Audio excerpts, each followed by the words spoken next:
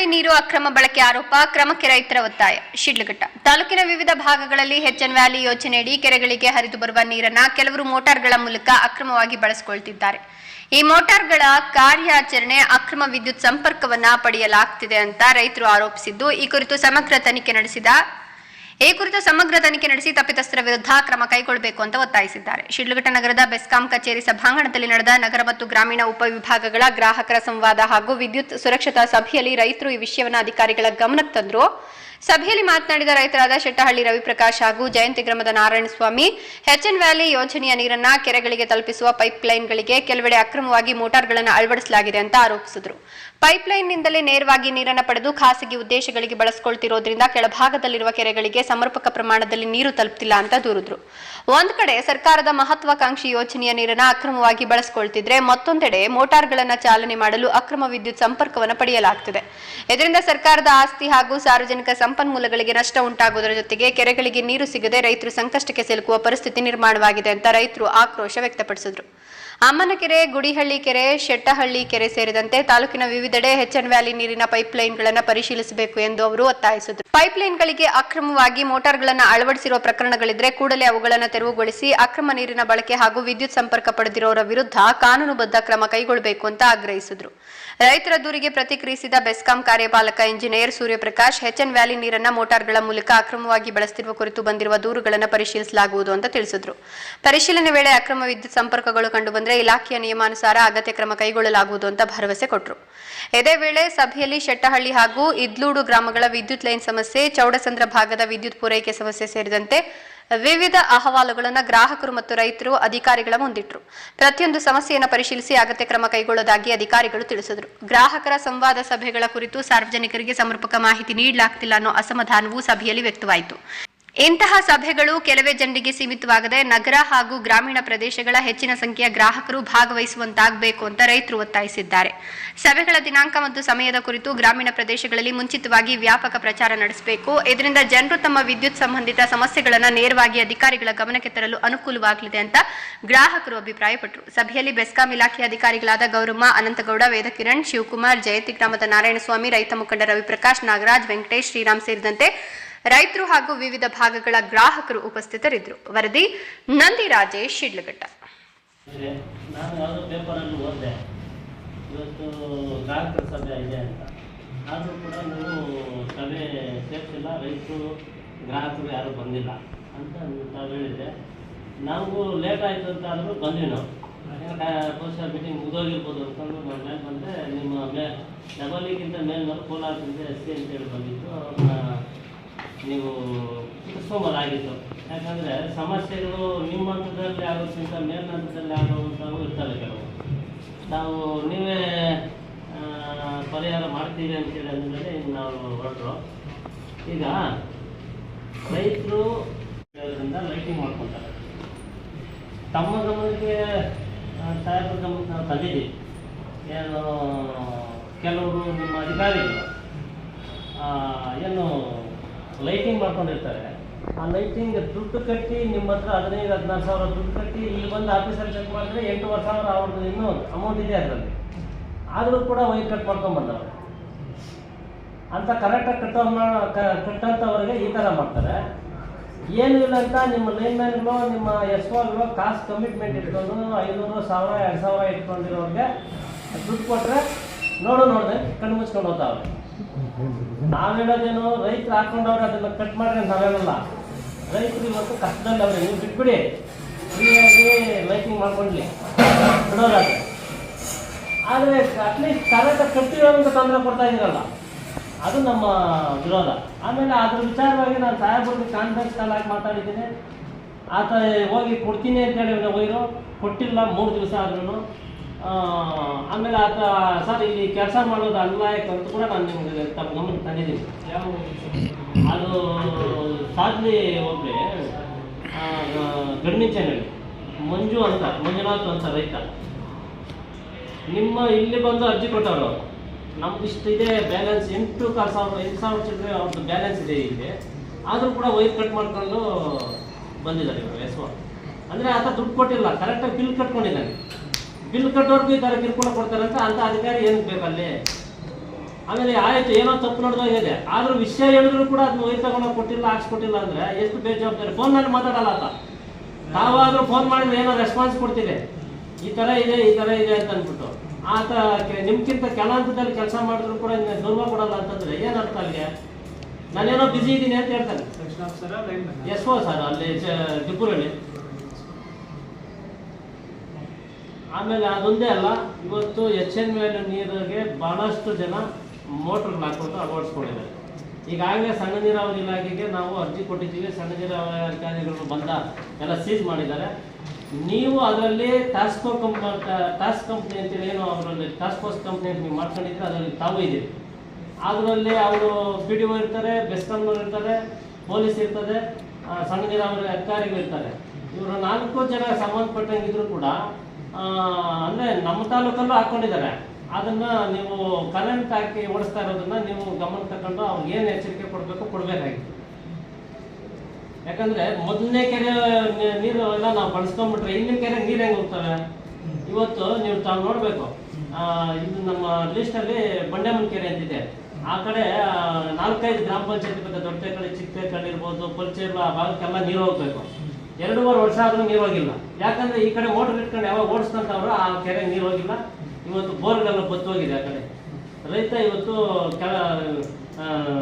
ಹಳ್ಳಿ ಬಿಟ್ಟು ನಗರಕ್ಕೆ ಹೋಗುವಂಥ ಪರಿಸ್ಥಿತಿ ನಿರ್ಮಾಣ ಆಗಿದೆ. ಮಳೆ ಇಲ್ಲ, ಬರಗಾಲ. ಇವತ್ತು ಇವ್ರು ಯಾರೋ ನೀರಿದೆ ಅಂತೇಳಿ ಡೈರೆಕ್ಟಾಗಿ ಕೆರೆಗೆ ಹಾಕೊಂಡು ನೋಡಿಸ್ಕೊಂತಾರೆ ಸರ್. ಆ ಹಿರಿಯಣ್ಣನಲ್ಲಿ ಚಿಕ್ಕಬಳ್ಳಾಪುರ ತಾಲೂಕು ಬರುತ್ತೆ, ನಿಮ್ಗೆ ಬರಲ್ಲ. ಅವರು ನೇರವಾಗಿ ಹಾಕೊಂಡು ನೋಡಿಸ್ತಾರೆ. ಯಾವ ಹಳ್ಳಿ ಬರುತ್ತೆ ನಿಮಗೆ ಅಪ್ಲೋಡು ನೋಡಿ, ಅಲ್ಲೇ ಅಪ್ಲೋಡು ಅಮ್ಮನ ಕೆರೆ ನೀರು ಬಿಟ್ಟಿದ್ದಾರೆ ಸರ್. ನೀವು ತಾವು ನೋಡಬೇಕು, ಇಲ್ಲ ನಿಮ್ಮ ಅಧಿಕಾರಿಗಳು ನೋಡಿರ್ತಾರೆ. ಎನಿ ಟೈಮ್ ಇಷ್ಟಪ್ಪ ಇದೆಷ್ಟಿದೆ ಜಾಗ, ಇಷ್ಟಾಗಲ್ಲ ಖಾಲಿ, ಡೈಲಿ ಫಾಸ್ಟಾಗಿ ಹೋಗ್ತದೆ ನೀರು. ಅಮ್ಮನ ಕೆರೆಗೆ ಒಂದು ತೊಟ್ಟು ನೀರು ಬರಲಿಲ್ಲ. ಎಲ್ಲ ಅಲ್ಲಲ್ಲಿ ಮೋಟ್ರ್ಗಳು ಹಾಕೊಂಡು ರೈತರು ಓಡಿಸ್ಕೊಂತ ಇದ್ರೆ ಆ ಕೆರೆಗೆ ನೀರೆಲ್ಲಿ ಬರ್ತದೆ? ಅಂತರ್ಜಲ ಡೆವಲಪ್ಮೆಂಟ್ ಎಲ್ಲಾಗ್ತದೆ? 1000 ಅಡಿ 1500 ಅಡಿ ಕೊಡಿಸಿದ್ರು ಬೋರಾಗಿ ನೀರಿರಲ್ಲ. ಅದೇ ನೀರು ಸರಿಯಾಗಿ ನಾವು ಹೇಳ್ತಾ ಇಲ್ಲ. ಆ ನೀರು ಇರೋ ನೀರನ್ನಾದ್ರೂ ಅಂತರ್ಜಲ ಡೆವಲಪ್ಮೆಂಟ್ ಆಗಿದೆ ಅಂತಂದ್ರೆ ನೇರವಾಗಿ ರೈತರು ಬಿಟ್ಕೊಂತಾರೆ. ಆ ನೇರವಾಗಿ ಬಳಸಲೇಬಾರ್ದು ಆ ನೀರನ್ನ. ಇದ್ರ ಬಗ್ಗೆ ನಾನು ಮಾನ್ಯ ಜಿಲ್ಲಾಧಿಕಾರಿಗಳಿಗೆ ದೂರು ಕೊಟ್ಟಿದ್ದೀನಿ, ಇಲಾಖೆಯವ್ರಿಗೂ ದೂರು ಕೊಟ್ಟಿದ್ದೀನಿ. ಮತ್ತು ನಿಮ್ಮ ಬೆಸ್ಕಾಂ ಹೆಲ್ಪ್ಲೈನ್ಗೆ ಕೂಡ ನಾನು ಫೋನ್ ಮಾಡಿ ದೂರು ದಾಖಲೆ ಮಾಡಿದ್ದೀನಿ. ಆ ನಂಬರ್ ಕೂಡ ಇದೆ, ಬೆಸ್ಕಾಂಗೆ ದೂರು ಇದು ಮಾಡಿರೋದು. ಆದ್ರೂ ಯಾವುದೂ ಕ್ರಮ ಆಗಿಲ್ಲ. ಮತ್ತು ಇವತ್ತು ನಾನು ಚಿಕ್ಕಬಳ್ಳಾಪುರ ಆಫೀಸ್ಗೆ ಹೋಗಿ ಅಲ್ಲಿ ಮಾತಾಡಿದ್ದೀನಿ ಸಾಹೇಬರು. ಅಲ್ಲಿ ಈ ಭಾಗಕ್ಕೆ ಏನು ಅಗ್ಲೂಡು ಲೈನು ಅಂಗರಕ್ನಹಳ್ಳಿ ಈ ಕಡೆ ಭಾಗಕ್ಕೆ ಇರ್ತಕ್ಕಂಥವ್ರು ಬನ್ನಿ, ನಾನು ಕರ್ಕೊಂಡು ಹೋಗ್ತೀನಿ, ತೋರಿಸ್ ಬನ್ನಿ ಈಗ ಅಂತ ಆಚೆ ಕರ್ಕೊಂಡು ಬಂದ್ಬಿಟ್ಟು, ಮತ್ತು ನಾನು ಬರ್ತೀನಿ ಕಾರಲ್ಲಿ ನಡೀರಿ ಅಂತ ಕಳಿಸ್ಬಿಟ್ಟು, ಮತ್ತು ಅಲ್ಲಿ ಲೋಕಲಲ್ಲಿ ಇರೋರಿಗೆ ನಂಬರ್ ಕೊಟ್ಬಿಟ್ಟು ನಾನು ಲೈನ್ ಮ್ಯಾನು ಹಾಗೆ ಹೀಗೆ ಬಾ ಎಲ್ಲ ತೋರಿಸು ಹಾಗೆ ಜಂಕ್ಷನಲ್ಲಿ ಹಾಕಿ ನನಗೆ ಇದೆ. ಯಾರು ನಿಲ್ಲುವ ಅಂತೆ ಚಿಕ್ಕಬಳ್ಳಾಪುರ ಇವರು ಈ ಥರ ನಮ್ಮ ಕಡೆ ನಿಮ್ದು ಡಿವಿಷನ್ ಈಗ ಗುಡಳ್ಳಿ ನೀವು ಮಾತಾಡ್ಬೋದಲ್ಲ ಅಲ್ಲಿ ನೀವು ಕಂಪ್ಲೇಂಟ್ ಮಾಡೋದಾದ್ರೆ ಇದು ದೊಡ್ಡ ಕಂಪ್ಲೇಂಟ್ ಸರ್, ದೊಡ್ಡ ವಿಚಾರ. ಅವರು ಕನ್ಸ್ಯೂಮರ್ ಗ್ರೀವೆನ್ಸಸ್ ಮಾಡ್ತಾರೆ. ಕನ್ಸ್ಯೂಮರ್ ಗ್ರೀವೆನ್ಸಸ್ ನಮ್ಮಲ್ಲೇ ಅಲ್ಲ, ಎಲ್ಲಾ ಕಡೆನೂ 3ನೇ ಶನಿವಾರ ಕಂಪಲ್ಸರಿ ಮಾಡ್ತೀವಿ. ಅವರು ಅಲ್ಲಿ ಇರುವಂತವ್ರಿಗೆ ಸಂಬಂಧಪಟ್ಟಿದ್ರೆ ನೀವು ಅಲ್ಲೋ ಕಂಪ್ಲೇಂಟ್ ಮಾಡಿರಂತೆ. ಅದಕ್ಕೆ ಮಾಡಿವ್ರೆ, ಕಂಪ್ಲೇಂಟ್ ಮಾಡಿ ಲೈನ್ ಮ್ಯಾನ್ ಕಳ್ಸಿಕೊಟ್ರೆ ಲೈನ್ ಮ್ಯಾನ್ ಏನ್ ಮಾಡಿದಾರೆ ಅಂದ್ರೆ ರೈತರಿಗೆ ಈ ನಂಬರ್ ಕೊಟ್ಬಿಟ್ಟು ಒಂದು 10 ಜನಕ್ಕೆ ಫೋನ್ ಮಾಡ್ತಿದ್ದಾನಂತೆ. ಏನೋ ಮೋಟ್ರ್ ಯಾಕೆ ಹಾಕೊಂಡಿದ್ರಿ ಅಂತ ಈತನ ಕಂಪ್ಲೇಂಟ್ ಕೊಟ್ಟು ಅಲ್ಲಿ ದೂರ ದಾಖಲಿಸ್ಬಿಟ್ಟು ಬಂದ್ರೆ ಅಲ್ಲಿ ಸಂಬಂಧಪಟ್ಟಿದ್ದಾರೆ AW ಮಾತಾಡಿ ಈಗ ಆಲ್ರೆಡಿ ಕೊಟ್ಬಿಟ್ಟು ಬಂದವರು.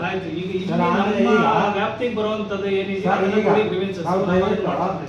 ನಾವು ದಯವಿಟ್ಟು ರೈತರು, ನಾವು ರೈತರ ವಿರುದ್ಧ ಮಾತಾಡ್ತಾರೆ. ನಾವು ರೈತರ ಪರವಾಗಿ. ಆದರೆ ಇವತ್ತು HN ವ್ಯಾಲಿ ನೀರು ನೇರವಾಗಿ ಬಳಕೆ ಮಾಡಬಾರ್ದು ಅಂತ ಅಂದ್ಬಿಟ್ಟು ಸರ್ಕಾರ ಇದು ಮಾಡಿದೆ. ಅದು ಅಂತರ್ಜಲ ಅಭಿವೃದ್ಧಿ ಆಗಬೇಕಂತ ಬಿಟ್ಟಿರೋದು. ಆದರೆ ಇವತ್ತು ನಮ್ಮ ರೈತರು ಏನು ಮಾಡ್ತಾ ಇದ್ದಾರೆ, ಆಸೆಗೆ ಅವರು ನೇರವಾಗಿ ನೀರು ಬಳಕೆ ಮಾಡ್ಕೊತಾ ಇದ್ದಾರೆ. ಆ ನೀರು ಬಳಕೆ ಮಾಡ್ಕೊಳೋದಕ್ಕೆ ಈ ನಿಮ್ಮ ವಿದ್ಯುತ್ ಕೊಡವನ್ನು ದುರ್ಬಳಕೆ ಮಾಡ್ಕೊತಾ ಇದ್ದಾರೆ. ಆ ಒಂದು ಇದರಲ್ಲಿ ನೀವು ಇವತ್ತು ಅವರು ಆ ರೀತಿ ಮಾಡ್ತಾ ಇರೋದ್ರಿಂದ ಬೇರೆ ಭಾಗದ ಕೆರೆಗಳಿಗೆ ನೀರು ಬಂದಿಲ್ಲ. ಅಲ್ಲಲ್ಲೇ ಸೋರಿಕೆ ಆಗಿ ಅಲ್ಲಲ್ಲೇ ವಿದ್ಯುತ್ತು ಅಕ್ರಮ, ನೀರು ಅಕ್ರಮ ತಗೊಳ್ಳೋದ್ರಿಂದ ನಮ್ಮ ಭಾಗಕ್ಕೆ ನೀರು ಬರ್ತಾ ಇಲ್ಲ. ಆ ಒಂದು ದೃಷ್ಟಿಯಿಂದ ಇವಾಗ ನಿಮ್ಮ ಲಿಮಿಟ್ಗೆ ಬರ್ತಕ್ಕಂಥ ವ್ಯಾಪ್ತಿ ಶಿಲ್ಘಟ್ಟದಲ್ಲಿ ಇವತ್ತು ಏನು ಅಮ್ಮನ ಕೆರೆ ವ್ಯಾಪ್ತಿ ಇರ್ಬೋದು, ಆಮೇಲೆ ಗುಡಳ್ಳಿ ಕೆರೆ ವ್ಯಾಪ್ತಿ ಇರ್ಬೋದು, ಮತ್ತು ಶೆಟ್ಟಳ್ಳಿ ಕೆರೆ, ಶೆಟ್ಟಳ್ಳಿಯಿಂದ ಇನ್ಫೀಲ್ಡ್ವರೆಗೆ ಏನಿರುತ್ತೆ ಅದರಲ್ಲೆಲ್ಲ ಪೈಪ್ಲೈನ್ಗಳು ಹಾಕೊಂಡಿದ್ರೆ ಮೋಟರ್ ನೋಡ್ತಾ ಇದ್ದಾರೆ. ನೀವು ಅದನ್ನು ಕೂಡಲೇ ತೆರವು ಮಾಡಿಸ್ಬೇಕು. ಯಾರು ಹಾಕ್ಕೊಂಡಿದ್ರೆ ನಾವು ಅವ್ರ ಮೇಲೆ ಆಕ್ಷನ್ ತಗೊಂಡು ಅಂತ ಹೇಳಲ್ಲ, ಫಸ್ಟು ಹೇಳಿ ತಪ್ಪಿಸಿ ಮತ್ತೆ ಹಾಕಿದಾರೆ ಅಂದರೆ ಅವ್ರ ಮೇಲೆ ನೀವು ಕಾನೂನು ರೀತಿ ಕ್ರಮ ತಗೊಳ್ಬೇಕು. ಆ ರೀತಿ ಮಾಡಿಲ್ಲ ಅಂತಂದರೆ ಮುಂದಿನ ಭಾಗಕ್ಕೆ ನೀರು ಬರಲ್ಲ. ಮುಂದಿನ ಭಾಗದವ್ರಿಗೆ ಇವತ್ತು ಯಾವ ರೀತಿ ಪರಿಸ್ಥಿತಿ ಅಂತಂದ್ರೆ 1500 ಅಡಿ ಬೋರ್ವೆಲ್ ಕೊರೆದ್ರು ನೀರಿಲ್ಲ, ದನ ಕರುಗಳಿಗೆ ಕುಡಿಯೋದು ಕೂಡ ನೀರಿಲ್ಲ. ಇವತ್ತು ಸರ್ಕಾರ ಏನು ಮಾಡಿದೆ, ಅಂತರ್ಜಲ ಅಭಿವೃದ್ಧಿ ಆಗಲಿ ಅಂತ ಬಿಟ್ಟಿರೋ ನೀರನ್ನ ಇವತ್ತು ರೈತರು ದುರ್ಬಳಕೆ ಮಾಡ್ಕೊತಾ ಇದ್ದಾರೆ. ಇವತ್ತು ನಾವು ಇದ್ರ ವಿರುದ್ಧವಾಗಿ ನಾವು ಕೇಳೋದಕ್ಕೆ ಹೋಗಿದ್ದಕ್ಕೆ ನಮ್ಮ ಮೇಲೆ ಹಲ್ಲೆ ಮಾಡಕ್ಕೆ ಕೂಡ ಬಂದಿದ್ದಾರೆ. ಆಮೇಲೆ ನನಗೆ ಇವತ್ತು ಒಂದು 10 ಜನ ಫೋನ್ ಮಾಡಿದ್ದಾರೆ, ಬಾ ನೀನು ಅಂತ ಅಂದ್ಬಿಟ್ಟು. ಇಲ್ಲಿ ನಾವು ಲೈನ್ಮ್ಯಾನ್ ಅಂತ ಹೇಳ್ತಾರೆ, ಅವ್ರ ನಂಬರ್ಗಳೆಲ್ಲ ಇಟ್ಕೊಂಡಿದ್ದೀನಿ ನಾನು. ಅದನ್ನ ಚಿಕ್ಕಬಳ್ಳಾಪುರದಲ್ಲೂ ನಾನು ಕಂಪ್ಲೇಂಟ್ ಮಾಡ್ತೀನಿ. ದಯವಿಟ್ಟು ನೀವು ಕೂಡಲೇ ಯಾರ್ಯಾರು ಹಾಕಿದ್ದೀರಾ ಯಾರ್ದು ರಾಜಕೀಯಕ್ಕೆ ಒತ್ತಡಕ್ಕೆ ಮುನಿಬಾರ್ದು. ನೀವು ಅದನ್ನ ಕಟ್ ಮಾಡ್ತಕ್ಕಂಥ ಕೆಲಸ ಮಾಡಬೇಕು.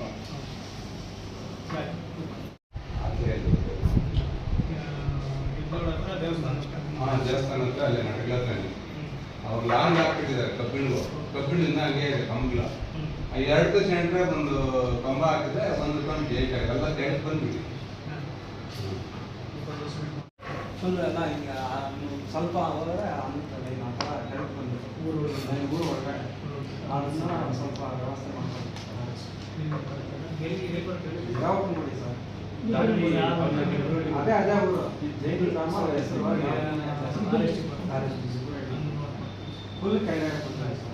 ಈಗ ನಿಮ್ಮ ಊರಿಗೆ ಸಂಬಂಧಪಟ್ಟ ಅವರು ಇದು ಮಾಡ್ತಾರೆ. ಈಗ ಕೆರೆ ಸಂಬಂಧಪಟ್ಟ ಹೇಳಿದ್ರು.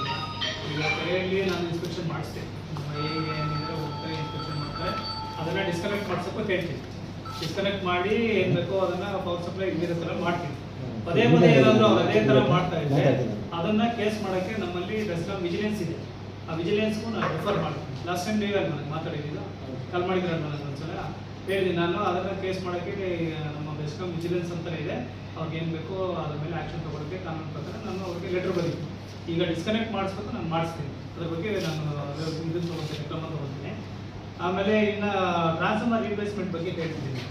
ಟ್ರಾನ್ಸ್ಫಾರ್ಮರ್ ರಿಪ್ಲೇಸ್ಮೆಂಟ್ ಬಗ್ಗೆ ಯಾವುದೇ ಕನಿಕರ ಇಲ್ಲದೆ ನಾವು ಕ್ರಮ ತಗೊಳ್ಳೋಕ್ಕೆ ರೆಡಿ. ಈಗ ಬರಗಾಲ ಇದೆ, ಎಲ್ಲರಿಗೂ ಗೊತ್ತಿದೆ. ಟ್ರಾನ್ಸ್ಫಾರ್ಮರ್ ಏನಾದರೂ ಟೌನ್ ಲಿಮಿಟ್ಸಲ್ಲಿ ಫೇಲ್ಯೂರ್ ಆದರೆ 24 ಗಂಟೆ ಒಳಗಡೆ ಅದನ್ನು ರಿಪ್ಲೇಸ್ಮೆಂಟ್ ಮಾಡಬೇಕಾಗಿದೆ. ರೈತರದು ಅಥವಾ ಕೃಷಿ ಪಂಪ್ಸೆಟ್ ಏನಾದರೂ ಫೇಲ್ಯೂರ್ ಆಯಿತು ಅಂದರೆ ಅದನ್ನು 72 ಗಂಟೆ ಕಾಲ ಒಳಗಡೆ ನಾವು ರಿಪ್ಲೇಸ್ಮೆಂಟ್ ಮಾಡಬೇಕಾಗಿದೆ. ಅದನ್ನು ನಾವು ಖಂಡಿತ ಮಾಡ್ತಿರ್ತೀವಿ. ನಿಮಗೆ ಆ ಥರ ಯಾರಾದರೂ ಮನೆಗೆ ಡಿಪೆಂಡ್ ಮಾಡ್ತಾ ಇದ್ರೆ, ಹಣಕ್ಕೋಸ್ಕರ ಏನಾದರೂ ನಿಮಗೆ ಡಿಪೆಂಡ್ ಮಾಡ್ತಾ ಇದ್ದಾರೆ, ನೀವು ಆ ಯಾರು ಕನ್ಸರ್ನ್ ಲೈನ್ ಮೇಲೆ ಇರ್ಬೋದು ಅಥವಾ ಸೆಕ್ಷನ್ ಆಫೀಸರ್ ಇರ್ಬೋದು, ಯಾರಿಗಾರೋ ಅವ್ರ ಮೇಲೆ ನಮಗೆ ಲಿಖಿತವಾಗಿರ್ತಕ್ಕಂಥ ದೂರನ್ನ ಕೊಡಿ. ನಾನು ಖಂಡಿತ ಅವ್ರ ಮೇಲೆ ನಿರ್ದಾಕ್ಷಿಣ್ಯವಾಗಿ ಕ್ರಮ. ಆಮೇಲೆ ನಿಮ್ಮ ಲೈನ್ಮನ್ ಇದ್ದಾನಲ್ಲ, ಅದನ್ನ ಹೆಸರೇನು ಉತ್ತರ ಕನ್ನಡ ಕಡೆ, ಅದನ್ನ ಹೆಸರು ಯಾವ ನಾಗಪ್ಪ ಇಲ್ಲ ಸರ್, ಅವ್ರು ಹಂಗೆಲ್ಲ ಮಾಡಲ್ಲ. ಅದನ್ನ ಬಂದು ಇನ್ನೊಬ್ರು ಬರ್ತಿದ್ರಲ್ಲ, ದಯಾನಂದ. ನಾವು ಚೇಂಜ್ ಆಗಿದ್ದಾರೆ ನೋಡಿ. ಈಗ ಈಗ ನಾಗಪ್ಪಗೆ ಪ್ರಮೋಷನ್ ಬಂದು ಬೇರೆ ಕಡೆ ಹಾಕ್ಸಿದ್ವಿ. ಈಗ ಮತ್ತೆ ಅಲ್ಲಿಗೆ ಹಾಕ್ಸ್ಕೊಂಡಿದ್ದೀನಿ. ಈಗ ಅವರು ಒಳ್ಳೆ ವರ್ಕರ್. ನಾಗಪ್ಪ ದಯಾನಂದ ಅವರಲ್ಲ, ನಮ್ಮಮ್ಮ ಹಾಸ್ಪಿಟ್ಲ್ ಆಗಿದ್ದಾರೆ ಅಂತ ನನಗೆ 10 ಸತಿ ಫೋನ್ ಮಾಡ್ತಾನೆ 5000 ಕಾಸು ಕೊಡು ಅಂತ. ಯಾರಿಗೂ ದುಡ್ಡು ಕೊಡಕ್ ಹೋಗ್ಬೇಡಿ. ಜಾಸ್ತಿ ಜನ ಕೊಟ್ಬಿಟ್ಟವ್ರೆ, ಹಿಂಗೆ ಮಾಡ್ಬಿಟ್ಟು. ಏನಾದ್ರು ಗೊತ್ತಿದ್ದು ಯಾರು ಮೋಟರ್ ಹಾಕೊಂಡಿರ್ತಾರೆ ಅಲ್ಲ, ಮೋಟರ್ ಲೈಟಿಂಗ್ ಮಾಡ್ಕೊಂಡಿದಾರಲ್ಲ, ಅವ್ರಿಗೆ ಭಯ ಇಸೋದು, ಬಿಸ್ನೆಸ್ ಅಲ್ಲಿ ತರಿಸ್ತೀನಿ ಅನ್ನೋದು. ಅಲ್ಲಿಂದ ಕ್ಯಾಪ್ ಚೇಂಜ್ ಮಾಡಿಸಿದ್ದೀನಿ. ಈಗ ಅವನಲ್ಲಿಲ್ಲ. ಸಪೋಸ್ ನಿಮ್ಗೆ ಏನಾದ್ರು ಆ ಥರ ಕಾಲ್ಸ್ ಬಂದು ನಿಮ್ಗೆ ಅವ್ನು ವೈಯಕ್ತಿಕವಾಗಿ ಗೊತ್ತಿದ್ದು ನಮಗೆ ಕೊಡ್ತಾನಂತ ನಂಬಿಕೆ ಇದ್ರೆ ಅವರ ಪರ್ಸನಲ್ ನೀವು ದುಡ್ಡು ಕೊಡಿ ಅಂತ ನಾನು ಯಾವುದೇ ಕಾರಣಕ್ಕೂ ಹೇಳಲ್ಲ. ನೀವೆಲ್ಲ ಸರ್ ಅದು ನಿಮ್ಗೆ ಸಂಬಂಧ ಇಸ್ಕೊಂಡ್ರೋದು ತಮ್ಮ ಗಮನಕ್ಕೆ ಫೋನಲ್ಲಿ ಹೇಳಿದ್ದೀನಿ. ಆಮೇಲೆ ಕಾನ್ಫರೆನ್ಸ್ ಕಾಲ್ ತಗೊಂಡು ಮಾತಾಡಿದ್ದೀನಿ. ಈಗ ಆ ಥರದ್ದು ಏನಾದ್ರು ಇತ್ತಂದ್ರೆ ನೀವು ಲಿಖಿತವಾಗಿ ಕೊಡಿ ಅಂತ ನಾನು ಅವತ್ತು ಹೇಳಿದ್ದೆ. ಲಿಖಿತವಾಗಿ ಕೊಡ್ಲಿಲ್ಲ.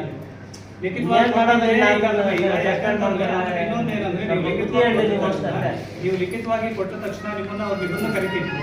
ನೀವು ಕೊಟ್ಟಿರೋದಕ್ಕೆ ನಿಮ್ಮ ಹತ್ರ ಸಾಕ್ಷಿನೂ ಇರ್ಬೇಕಾಗುತ್ತೆ. ಈಗ ನೀವು ಬಾಯಲ್ಲಿ ಹೇಳ್ಬೋದು, 100 ಹೇಳ್ಬೋದು. ಒಂದು ದಿವಸಕ್ಕೆ ಫೇಲ್ಯೂರ್ ಆಗೋ ರೇಟ್ ಈಗ ಇರುವಂತಹ ಪರಿಸ್ಥಿತಿಯಲ್ಲಿ ಚಿಂತಾಮಣಿ ಮತ್ತು ಶಿಲ್ಘಟ್ಟ ತಾಲೂಕು, 2 ತಾಲೂಕುಗಳಿಗೆ ಸಂಬಂಧಪಟ್ಟಂಗೆ ಕನಿಷ್ಠ ಒಂದು 15 ರಿಂದ 20 ಟ್ರಾನ್ಸ್ಫಾರ್ಮರ್ ಫೇಲ್ಯೂರ್ ಆಗುತ್ತೆ. ಒಂದು ದಿವಸದಲ್ಲಿ ಫೇಲ್ಯೂರ್ ಆಗಿ ನಾವು ರಿಪ್ಲೇಸ್ ಮಾಡಬೇಕಾಗಿರ್ತಕ್ಕಂಥದ್ದು. 2 ಲಾರಿ 20 ಟ್ರಾನ್ಸ್ಫಾರ್ಮರ್ ಒಂದು ದಿವಸದಲ್ಲಿ ರಿಪ್ಲೇಸ್ ಮಾಡೋಕ್ಕೆ ಖಂಡಿತವಾಗೂ ಆಗಲ್ಲ. ಆಯ್ತಾ?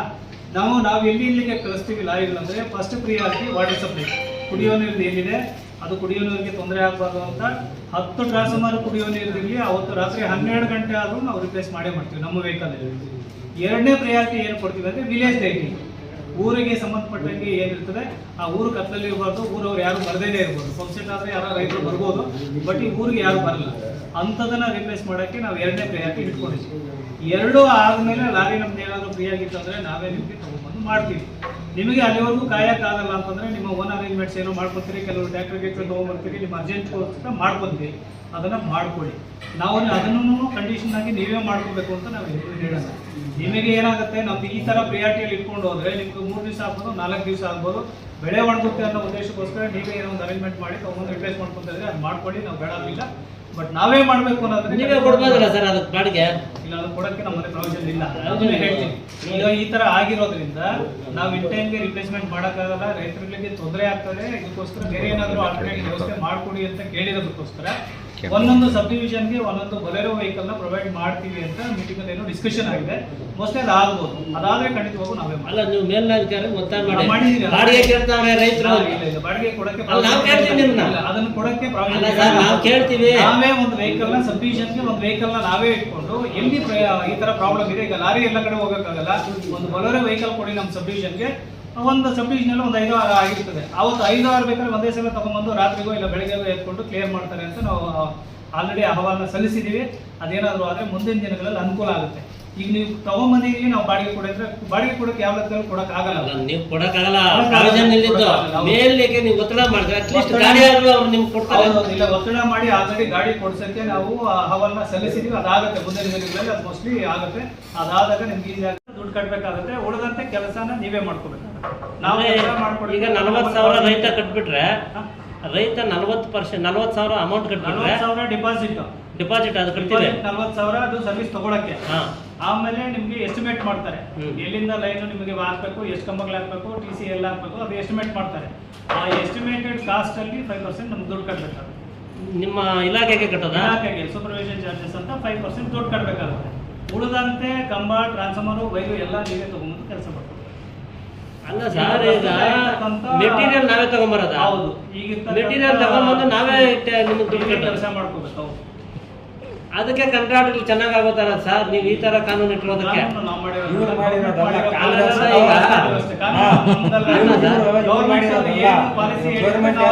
ಗೌರ್ಮೆಂಟ್ ಐತೆ. ಈ ಗೌರ್ಮೆಂಟ್ ಬಂದ್ಮೇಲೆ ಮಾಡಿದ್ದು. 3 ಲಕ್ಷ 4 ಲಕ್ಷ ತಗೋತಾರೆ ಸರ್. ಇವತ್ತು ಒಂದು ಟ್ರಾನ್ಸ್ಫರ್ ಡಬ್ಬ ಹಾಕ್ಸ್ಕೊಬೇಕಂದ್ರೆ 3 ರಿಂದ 4 ಲಕ್ಷ ವಸೂಲಿ ಮಾಡ್ತಾರ. ನಿಮಗೆ ಲೈನ್ ಮೇಲೆ ಡಿಪೆಂಡ್ ಅಲ್ಲ. ಹೇಳಿದ್ನಲ್ವಾ, 1 ಲಕ್ಷ ಎಸ್ಟಿಮೇಟ್ ಆದರೆ ಒಂದು ಕಾಸ್ಟ್ ಇರ್ತದೆ, ಇಲ್ಲಿ ಒಂದು 2 ಲಕ್ಷ ಆದರೆ ಅಷ್ಟಾಗುತ್ತೆ, 3 ಲಕ್ಷ ಆದರೆ ಅಷ್ಟು. ನಿಮ್ಮ ಲೈನ್ ಎಷ್ಟು ದೂರ ಇರ್ತದೋ ಅದ್ರ ಮೇಲೆ ಡಿಪೆಂಡ್. ಅದು ನಾವು ಪರ್ಚೇಸ್ ಮಾಡಿದ್ದು ಅಲ್ಲದೆ ನಿಮಗೆ 5% ದುಡ್ಡು ಕಟ್ಟೋದು. 5% ಕಟ್ಟಬೇಕು. 40,000 ಡಿಪಾಸಿಟ್. 38 ಚಿಲ್ಲರೆ ಇದೆ, ಅದು 40,000 ಅನ್ಕೊಳ್ಳಿ. ಆ 40,000 ಮ್ಯಾಕ್ಸಿಮಮ್ ಕಡಿಮೆ ಅಂದ್ರೆ 200 ಯೂನಿಟ್ ಅಂತಾರಲ್ಲ ಸರ್. ಈಗ 200 ಯೂನಿಟ್ ನಮ್ಗೆ ಸಿಗ್ತಾ ಇಲ್ಲಲ್ಲ. 200 ಯೂನಿಟ್ ವರೆಗೆ. 200 ಯೂನಿಟ್ ವರೆಗೆ ಅಂತ. 200 ಯೂನಿಟ್ ಅಂತ ಅಲ್ಲ, ಅದು 200 ಯೂನಿಟ್ ವರೆಗೆ. ಅಂದ್ರೆ ನೀವು ಲಾಸ್ಟ್ ಮಂತ್ ಅಲ್ಲಿ ಒಂದು 50 ಯೂಸ್ ಮಾಡಿದ ಹಿಂದೆ, 2 ವರ್ಷದ ಹಿಂದೆ ಏನು ಮಾಡಿದ್ರು, ಒಂದೊಂದು ತಿಂಗಳಲ್ಲಿ ನೀವು 50 ಯೂನಿಟ್ ಯೂಸ್ ಮಾಡ್ಕೊಂಡ್ ಬಂದ್ರಿ. ನಿಮ್ಗೆ 50 ಯೂನಿಟ್ 1 ವರ್ಷ ಪೂರ್ತಿ ಯೂಸ್ ಮಾಡಿದಾಗ ನಿಮ್ಗೆ ಅವರೇಜ್ ತಗೊಂಡ್ರು 12 40 600 ಯೂನಿಟ್ ಬಂತು. ಅದಕ್ಕೆ ನಿಮಗೆ 10% ಆ್ಯಡ್ ಮಾಡಿ 5 ಇದ್ರೆ ಅದಕ್ಕೆ 55 ಯೂನಿಟ್ ಅಂತ ಬಂತು. ನೀವು 150 ಯೂಸ್ ಮಾಡ್ತಾ ಇದ್ರೆ 15 ಯೂನಿಟ್ ಎಕ್ಸ್ಟ್ರಾ ಬರ್ತದೆ. ಹೊಸದಾಗಿ ಈಗ ಅದು ಸರ್ಕಾರ ಕಾನೂನು ಮಾಡಿದಾಗ ಬಿಟ್ಬಿಡಿ ಸರ್. ಈಗ ಹೊಸದಾಗಿ ಮನೆ ಸರ್ವಿಸ್ ತಗೊಂಡಿಲ್ಲ. ಹೊಸದಾಗಿ ಮಾಡೋದಕ್ಕೆ 58 ಯೂನಿಟ್ ಇತ್ತು ಫಿಕ್ಸ್ಡ್. ಅದು ಈಗ ಈಗ ಮತ್ತೆ ಸರ್ವೆ ಮಾಡ್ತಾ ಇದೀವಲ್ವಾ, ಅದಕ್ಕೋಸ್ಕರ ಅದನ್ನ ಸ್ಟಾಪ್ ಮಾಡಿದೆ. ಇದಾದ್ಮೇಲೆ ಮತ್ತೆ ರಿಜಿಸ್ಟರ್ ಮಾಡಬಹುದು. ಏನೋ 50 ಯೂನಿಟ್ ಕೊಡಲ್ಲ, 58 ಯೂನಿಟ್ ಮಾಡಕ್ಕೆ ಅವಕಾಶ ಇತ್ತು. ಹೊಸದಾಗಿ ಮನೆ ಕಟ್ಟಿರೋರಿಗೆ 58 ಯೂನಿಟ್ ಫ್ರೀ ಮಾಡಕ್ಕೆ ಅದು ಅವಕಾಶ ಇತ್ತು. ಈಗ ನಾವು ಮತ್ತೆ ರೀಸರ್ವೆ ಮಾಡ್ತಾ ಇದೀವಲ್ಲ ಇದು, ಅದಕ್ಕೋಸ್ಕರ ಅದು ರಿಜಿಸ್ಟರ್ ಮಾಡೋದನ್ನ ಸ್ಟಾಪ್ ಮಾಡಿದ್ದಾರೆ. ಇದಾದ್ಮೇಲೆ ಮೋಸ್ಟ್ಲಿ ಕಂಟಿನ್ಯೂ. ಹಳೆದನ್ನ ಮತ್ತೇನೋ ತಿರ್ಗಿ KYC ಏನೋ ಮಾಡ್ಬೇಕು ಅಂತ ಮಾಡ್ಬೇಕು. ಅದನ್ನ ರೀವೆರಿಫಿಕೇಶನ್ಗೆ ಹೇಳಿದ್ದಾರೆ ಗೌರ್ಮೆಂಟ್ ಇಂದ, ನಮ್ಗೆ ಆದೇಶ ಇದೆ. ಮೊದಲೆಲ್ಲಾನು ನೀವು ಫ್ರೀ ಕರೆಂಟ್ಗೆ ನಿಮ್ಮ ಆಧಾರ್ ನಂಬರು ಮತ್ತೆ ವೋಟರ್ ಐಡಿ ಎಲ್ಲ ಕೊಟ್ಟು ಮಾಡಿಸಿದ್ರಿ. ಈಗ ಅವರೇ ಇದಾರ ಅಥವಾ ಚೇಂಜ್ ಆಗಿದ್ದಾರೆ, ಬಾಡಿಗೆ ಚೇಂಜ್ ಆಗಿರ್ತಾರೆ ಕೆಲವರು. ಹಾಗಾಗಿ ಅದನ್ನ ರೀವೆರಿಫಿಕೇಶನ್ ಮಾಡಕ್ಕೆ ಕೇಳಿದ್ದಾರೆ. ರೀವೆರಿಫಿಕೇಶನ್ ಇವಾಗ ಮಾಡ್ತಾ ಇದೀವಿ ನಾವು. ನೀವೇ ಇದ್ರೆ ಅದನ್ನೇ ಕೊಟ್ಟು ಕಂಟಿನ್ಯೂ ಮಾಡ್ಬೋದು. ಅಕಸ್ಮಾತ್ ಚೇಂಜ್ ಆಗಿದ್ರೆ ಯಾರಾದ್ರೂ ಬಾಡಿಗೆ ಅವರು ಇನ್ನೊಬ್ರು ಮತ್ತೊಬ್ರು ಬಂದಿರ್ತಾರೆ, ಅದನ್ನ ಕೊಟ್ಟು ನೀವು ಅಪ್ಡೇಟ್ ಮಾಡಿಸಿ ಅದು ನೆಕ್ಸ್ಟ್ ಮಂತ್ ಇಂದ ಏನ್ ಬೇಕು ಅದು ಗೌರ್ಮೆಂಟ್ ರೂಲ್ಸ್ ಪ್ರಕಾರ ನಿಮಗೆ ಸಬ್ಸಿಡಿ ಬರ್ತಾ ಇದೆ. ಸಂವಾದ ಸಭೆಯನ್ನು ಶಿಡ್ಲಘಟ್ಟ ಗ್ರಾಮೀಣ ಮತ್ತು ನಗರ ಉಪವಿಭಾಗಗಳ ಸಮ್ಮುಖದಲ್ಲಿ ಏರ್ಪಡಿಸಲಾಗಿತ್ತು. ಈ ಒಂದು ಸಂವಾದ ಸಭೆಯಲ್ಲಿ ಶೆಟ್ಟಿಹಳ್ಳಿ ಗ್ರಾಮದಲ್ಲಿ ಒಂದು ದೇವಸ್ಥಾನದ ಹತ್ರ LT ಲೈನು ಬಾಗಿದೆ ಅಂತ ಅಂದ್ಬಿಟ್ಟು ಒಂದು ಕಂಪ್ಲೇಂಟ್ ಕೊಟ್ಟಿದ್ದಾರೆ. ಅದನ್ನು ಏನು ಬೇಕು ಆದಷ್ಟು ಬೇಗ ಏನು ಬೇಕು ರಿಪ್ಲೇಸ್ ಮಾಡೋಕ್ಕೆ ವ್ಯವಸ್ಥೆ ಮಾಡಿಸ್ತೀನಿ. ಆಮೇಲೆ ರವಿಪ್ರಕಾಶ್ ಅವರು ಇನ್ನೊಂದು ಅಹವಾಲನ್ನ ಕೊಟ್ಟಿದ್ದಾರೆ. ಈ ಇದ್ಲೋಡು ಗ್ರಾಮದ ಹತ್ರ HN ವ್ಯಾಲಿ ನೀರು ಕೆರೆಗಳಿಗೆ ಬರ್ತಾಯಿದೆ, ಅದನ್ನು ರೈತರುಗಳೆಲ್ಲರೂ ಮೋಟ್ರ್ ಹಾಕ್ಕೊಂಡು ಯೂಸ್ ಮಾಡ್ತಾಯಿದ್ದಾರೆ, ಅದನ್ನು ಡಿಸ್ಕನೆಕ್ಷನ್ ಮಾಡಬೇಕು ಅಂತಕ್ಕಂಥದ್ದನ್ನು ಅಹವಾಲು ಹೇಳಿದ್ದಾರೆ. ಅದಕ್ಕೇನು ಬೇಕು ನಾವು ಅಫಿಷಿಯಲಾಗಿ ನಮ್ಮ ಕ್ರಮ ತಗೊಳ್ಳೋಕ್ಕೆ ವ್ಯವಸ್ಥೆ ಮಾಡ್ತೀನಿ. ಮತ್ತು ನಾರಾಯಣ ಸ್ವಾಮಿ ಜಯಂತಿ ಗ್ರಾಮದವರು HN ವ್ಯಾಲಿ ನೀರುಗಳಿಗೆ ಸಂಬಂಧಪಟ್ಟಾಗಿ ಅವರು ಸಹ ಇದನ್ನೇ ಕಂಪ್ಲೇಂಟ್ ಮಾಡಿದ್ದಾರೆ. ಅದನ್ನು ಏನು ಬೇಕು ಕಾನೂನು ಮುಖಾಂತರ ಕ್ರಮ ತಗೊಳ್ಳೋಕ್ಕೆ ಕ್ರಮ ವಹಿಸ್ತೀವಿ. ಮತ್ತು ನಾಗರಾಜು ಅಂತ ತಾಲೂಕು ರೈತ ಸಂಘದ ಉಪಾಧ್ಯಕ್ಷರು, ಅವರು ಸಹ ಇದ್ಲೋಡು ಗ್ರಾಮದ ಹತ್ರ ಏನು ಬೇಕು ಒಂದು ಲೈನು ತುಂಬ ಬಾಗಿದೆ, ಅದನ್ನು ಸರಿಪಡಿಸ್ಕೊಡೋಕ್ಕೆ ಕೇಳಿದ್ದಾರೆ. ಅದನ್ನು ಏನು ಬೇಕು ಸರಿಪಡಿಸೋಕ್ಕೆ ಕ್ರಮ ತೊಗೊತೀವಿ. ಮತ್ತು ಅದಾದ ನಂತರ ಏನು ಬೇಕು ಚೌಡ್ಸಂದ್ರ ಗ್ರಾಮದಲ್ಲಿ ಪವರ್ ಸಪ್ಲೈ ಇಶ್ಯೂಸ್ ಇದೆ, ಅದು ಶಿಡ್ಲಘಟ್ಟದಿಂದ ಬರ್ತಾಯಿದೆ, ಮೇಲೂರಿಗೆ ಅದನ್ನು ಬದಲಾಯಿಸ್ಕೊಡಿ ಅಂತ ಅಂದ್ಬಿಟ್ಟು ಕೇಳಿದ್ದಾರೆ. ಅದನ್ನು ಸ್ಪಾಟ್ ಇನ್ಸ್ಪೆಕ್ಷನ್ ಮಾಡಿ ಅವರಿಗೆ ಗ್ರಾಹಕರಿಗೆ ಯಾವ ರೀತಿ ಅನುಕೂಲ ಆಗೋಕ್ಕೆ ಆಗುತ್ತೋ ಆ ಥರ ಮಾಡೋಕ್ಕೆ ನಾನು ವ್ಯವಸ್ಥೆ ಮಾಡ್ಕೊಡ್ತೀನಿ. Thank you.